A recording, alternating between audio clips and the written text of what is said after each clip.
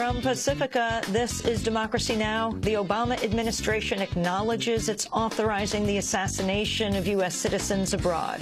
We'll speak with blogger Glenn Greenwald of Salon.com and with Democratic Congressmember Dennis Kucinich. He sent a letter to Attorney General Holder requesting an explanation of the legal basis for the killings of U.S. citizens. Then anthropologist David Price on what he calls a silent coup, how the CIA is welcoming itself back onto American university campuses.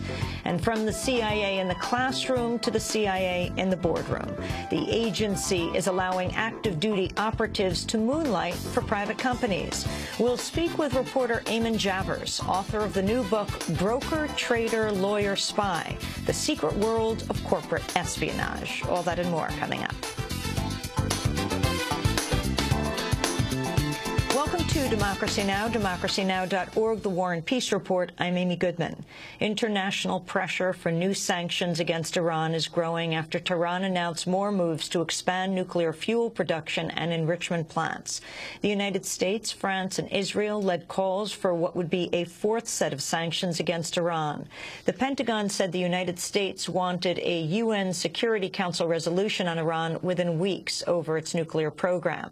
On Monday, Iran's ambassador to the International Atomic Energy Agency said Iran was forced to decide to begin refining uranium to a higher level by international powers who for months ignored the country's proposal on fuel swap. We have been waiting for months about our proposal. One thing in brief and in conclusion is there was a common element in both proposals. The common element was that Iran was ready to send equivalent required material out and receive the fuel simultaneously. They should have appreciated this concession by Iran. And we didn't want, in fact, to produce it ourselves. Otherwise, we should have started 8 months ago, because we are master of enrichment technology. They forced us to choose this option. They should be blamed, those who totally ignored for the last 9 months almost. The auto giant Toyota has recalled 436,000 units of the 2010 Prius because of a problem in the hybrid car's braking system. The recall was announced today. In recent months, Toyota has recalled about 8 million cars worldwide over gas pedals that could stick or become caught on floor mats. Meanwhile, the Washington Post has revealed the nation's largest auto insurer, State Farm, alerted federal safety regulators as early as 2007 about safety issues with certain Toyota models. Regulators waited more than a year before they pressed Toyota to issue recalls. The United Nations is warning that Haiti may soon face another catastrophe as the rainy season approaches. Aid workers are racing to move victims outside floodplains and into tents. They're also trying to clear tons of debris from ravines, canals, and riverbeds, so rain does not turn the camps into breeding grounds for disease. Kim Bolduc of the United Nations Stabilization Mission in Haiti addressed the issue Monday. The concern now, obviously, is the rainy season that is about to come. So regarding shelter, we are now considering the setting up of some hazard-resistant or hurricane-proof type of shelter. This is obviously a more a better solution, a more costly one, and probably it would take longer to bring them in here. We would recall that the port facilities are not operating, and basically these equipment are very heavy and they would need the port to be open, so to be able to bring them in. Otherwise, bring them in by planes would have an enormous cost. The health insurance company Anthem Blue Cross is coming under intense pressure for deciding to raise rates by as much as 39% for individual policyholders. Anthem is a California-based subsidiary of the health insurance giant WellPoint, which earned $2.7 billion in the last quarter of 2009. In a letter released Monday, Health and Human Services Secretary Kathleen Sebelius asked the company to explain the rate increase. She wrote, quote, "These extraordinary increases are up to 15 times faster than inflation and threaten to make health care unaffordable for hundreds of thousands of Californians, many of whom are already struggling to make ends meet in a difficult economy." In other healthcare news, a new report by the Associated Press has revealed the CEO of the pharmaceutical giant Eli Lilly received a compensation package valued at over $16 million for 2009, up 54% from 2008. John Lechleiter received a $1.5 million salary, a $3.5 million bonus, and was granted stock valued at over $11 million. A new poll has found nearly two-thirds of respondents oppose the Supreme Court's recent ruling to allow corporations to spend unlimited amounts of money to elect and defeat candidates. President Obama and other Democrats have openly criticized the ruling, but recently made public tax forms that show Democrats are already taking in record amounts of corporate funds. ABC News reports the Democratic Governors Association took in $23 million in 2009, most of it from corporations and unions. The contributors included nearly every top lobbying firm in Washington and from such multinational giants as ExxonMobil. The DGA even accepted funds from the U.S. subsidiaries of companies with foreign ownership. The Republican Governors Association brought in nearly $18 million last year. First Lady Michelle Obama is launching a nationwide campaign to fight childhood obesity.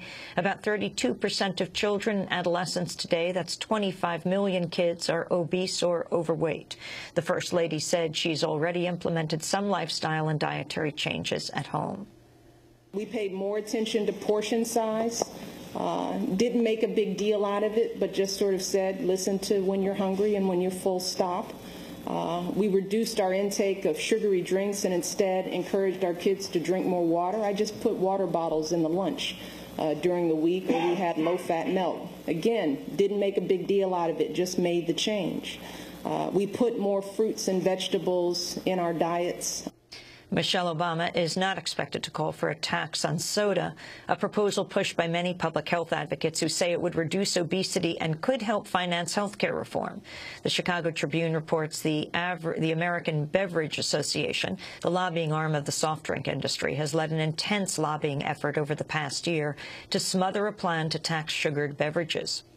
The association formed a coalition called Americans Against Food Taxes that included the soft drink makers, their suppliers, and such mass marketers as McDonald's and Domino's Pizza.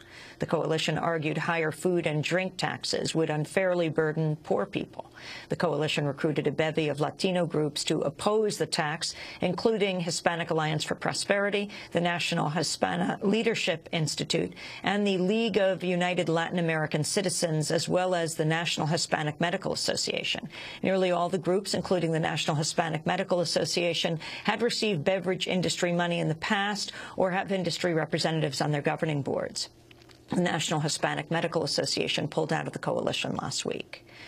With almost all the ballots counted in Ukraine, opposition leader Viktor Yanukovych is on course to become Ukraine's next president.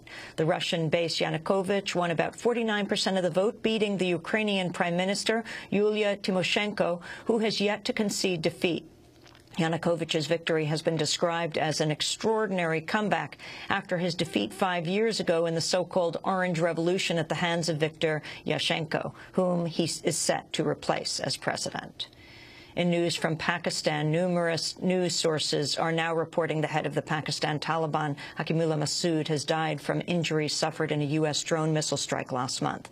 Masood is the second Taliban leader to have been killed in the past 6 months. A Chinese court has sentenced an activist who investigated the deaths of thousands of school children in the country's massive 2008 earthquake to 5 years in jail. Tan Zuoren was convicted of inciting subversion of state power. Tan had estimated at least 5,600 students died in the 2008 earthquake, many of them because of poorly built schools. Israel's Supreme Court has ordered 2 members of the International Solidarity Movement released on bail, saying Israeli immigration officers overstepped their bounds by detaining them in the West Bank. On Sunday, Israeli soldiers raided the West Bank city of Ramallah and detained Spaniard Adriana Jove Marte and Australian Bridget Chappell. The pair's lawyers described their arrest as part of a campaign by Israeli authorities to halt weekly demonstrations against the Israeli separation wall in the West Bank.